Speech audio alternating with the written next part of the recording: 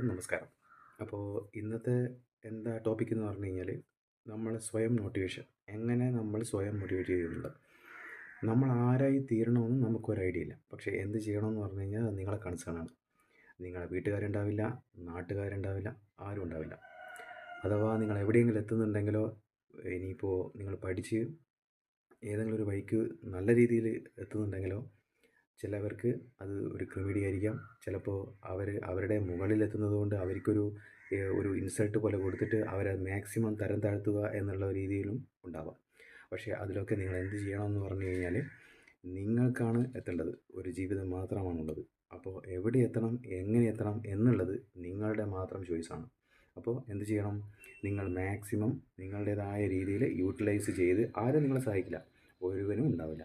അപ്പോൾ അത് മനസ്സിലാക്കിക്കൊണ്ട് മാക്സിമം നിങ്ങളുടെ ചോയ്സിൽ നിങ്ങൾ വളരുക എന്നുള്ളതാണ് നിങ്ങളുടെ ചോയ്സ്.